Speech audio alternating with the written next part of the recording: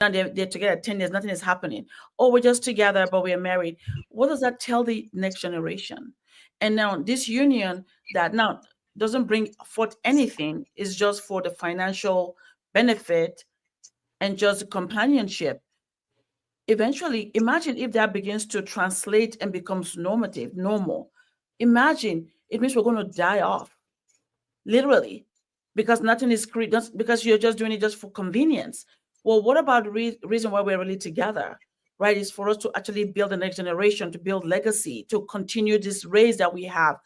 But if we don't do that because we're doing this and making it open, where we think it's not actually, it's not even open, it's open in the sense that you can go do your thing quietly because you're doing your own thing, I'm doing my own thing.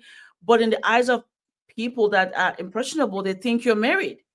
It doesn't, it's so confusing in so many deep levels that it's really, to be honest with you, because I'm from a very traditional family, it's even hard to wrap my mind around it. But I understand that the newer generation, like Norma was saying, there's a lot of fluidity and the difference because they grew up in a single home, they haven't seen the other part, so they don't mind going either way, right? But then that's also a problem that is societal. It's gradually becoming a big problem because nothing was being said over time, but now we're seeing the effect of it.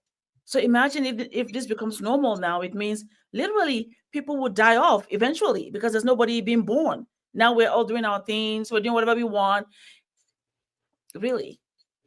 Yeah, it's really deep. I mean, there's so much Yeah. to dig into.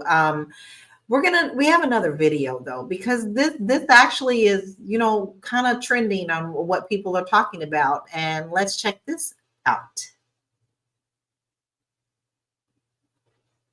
I love seeing all these women on TikTok making these videos and stitches about lavender marriages or wanting to have a lavender marriage or actively looking for a lavender marriage. Yes, I second first, third, fourth, and fifth. Yes, I second third, fourth, and fifth is building a women's community so that we can thrive and live as women without the fear of being ambushed, attacked, raped, raided, anything like that. But what I love the most is how majority of the women that are stitching or making these videos, they are coming with real solutions to a lot of the problems that we face in our daily society that's ran by men.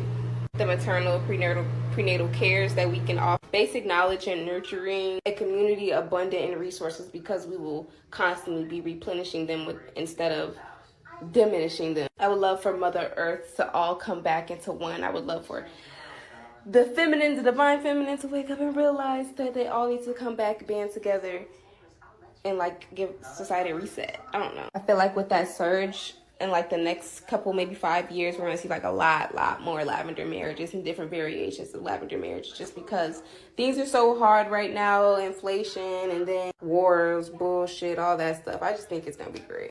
I love seeing all these women on TikTok making these videos and stitches about lavender marriages or wanting to have a lavender marriage or actively looking for a lavender marriage. Yes, I second.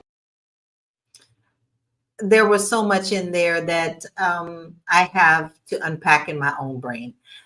Because for one, that sounds like, butterflies and candy canes, but where are the babies?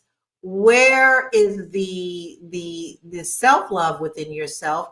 We need to talk about the babies. All right. Now some lavender marriages, we're going to make this very clear. Some lavender marriages, the women already have children, and when they're married, the guy will come and still be a part of the family, and he'd be willing to take on the fact that he's marrying into a family with children. So Noma, how do you think that lavender marriages affect children and family dynamics and social expectations? How does this tie into a family? Because we all know we can make a family of anything. My birth mother was my birth mother, but my family is my family. So how do we distinguish with these things? So I'm glad you brought that up about how it affects the children, but even the couple that is in the marriage, I can't believe that anything that is based on a lie can thrive.